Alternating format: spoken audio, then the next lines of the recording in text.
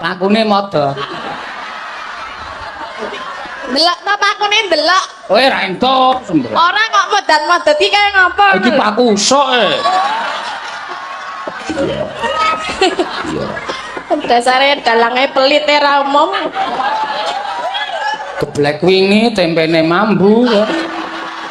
Kowe kon bayar 7.000.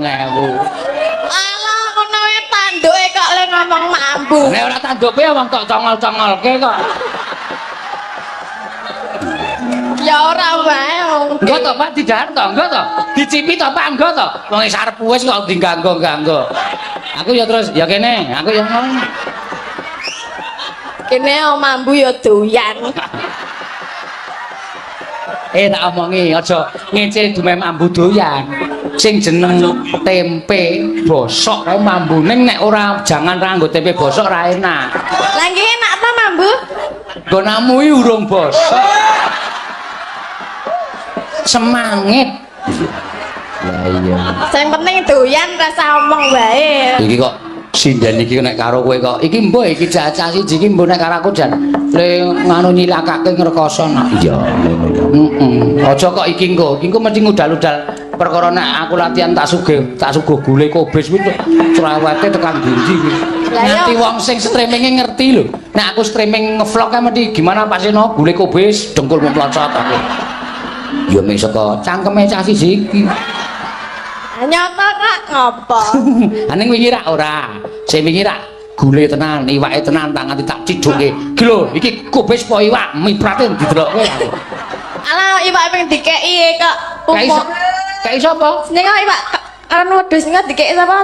Sing juragane tenda kae sapa? Kae mbayar ya, Cung. Kok muni dikeki? Padha kaya ming wangun-wangune ngono lho men kono ketok men. Ya, iwak wedhus dikeki. Wedhus ya dikeki, wedhus sak ilarang ya dikeki. Ya. Ya.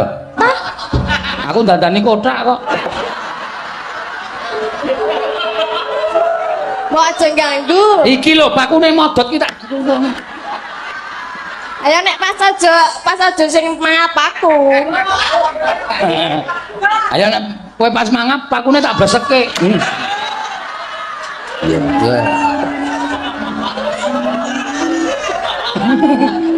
Pok. Yuk.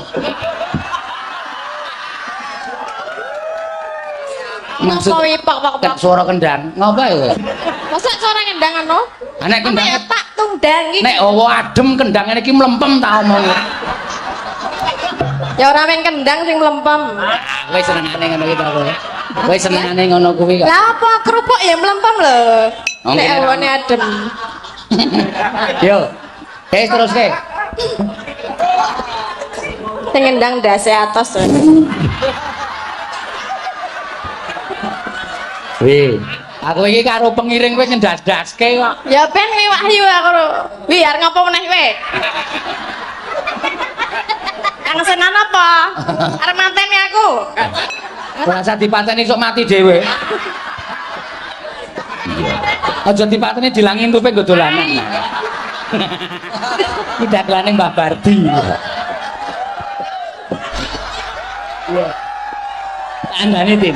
Wis kowe rasah nesu. Kowe rasah nesu jebulno sing nabuh ya bingung. Bareng suwe do mat-matan piye ana ning nang. Berarti sing atos ora mung ndase sing kendang. Heeh. Dalange barang.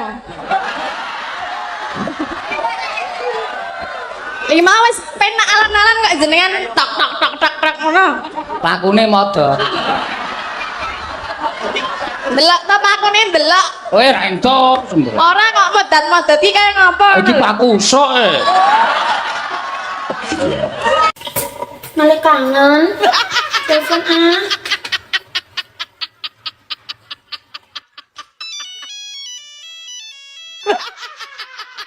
Halo, assalamualaikum. Waalaikumsalam. Ayahku yang tercinta sepanjang masa se-Indonesia Raya Merdeka yang tidak pernah setia, selalu membuatku merana tapi banyak gaya. Dua momen to mah. Kan tak kesel oleh ngrungokne. Sing singkat padat ngono lho. Piye nek apa mah? Pulang gak? Ora. Loh, hari ini tuh. Malam Kemis iki. Iya, Ding, malam Kemis. Sesuk ae pisan malam Jumat mulai. Ya wes. Ayah mancing toh itu. Iya, Mah. Terus gak pulang nanti. Lah nyapa mulai wong urung wayahe ngubah gaman kok mulai. Iya. Sayang, love you. Bye-bye. Selamat pagi. Nggih, pagi. Dengan Bapak Ari Iwan. iki keluhane jenengan. Mboten patek doyan mangan, Bu. Nek bengi tansah klisikan. Mergo nek dina Senin sampai Setu berburu utang. Ayame nek dina Minggu tok. Mulane Bapak aja utang-utangan. Lah piye butuh kok nek duwe ora utang to, Bu? Niki sepertinya jenengan gejala kebulet utang sampai bulet-bulet niki. Pripun enten solusine mboten? Wonten 3 solusine. Piye akeh men lho. Napa mawon niku? Sing pertama niki jenengan golek tumbal sing lemu. Lah napa Bu kok pilih sing lemu? Soale setan sakniki niku mboten doyan kali sing turu-turu, doyane sing berdaging. Walah ngono to. Tapi gak cocok aku. Sing nomor loro napa? Yang kedua, jenengan ternak tuyul. Lah iki rada ruwet iki. Ternak tuyul lek kudu mie to lah aku ora ndek mie. Sing saged dimii kali susu SGM, sing murah-murah mawon kan sing larang-larang mboten wonten batine. Bah, ki tuyul modern iki. Gak cocok Ibu. Sing nomor 3. Sing ketiga, niki jenengan rabi kalih rondo, Lah iki rada apik iki. rondo sing tuwa-tuwa ngoten. Lah rondo tuwake apa sing dirah? Ora wis kotot iki. Wonten sukani vitamin ronda. Wah, salah nggon lah ku tekok iki. Karepe golek ati padang malah peteng. Yo, kok jaran. Semoga lekas sembuh dari derdeknya dan tambah pedotnya nggih. Matur suwun. Sembuh apa tambah koplak iya.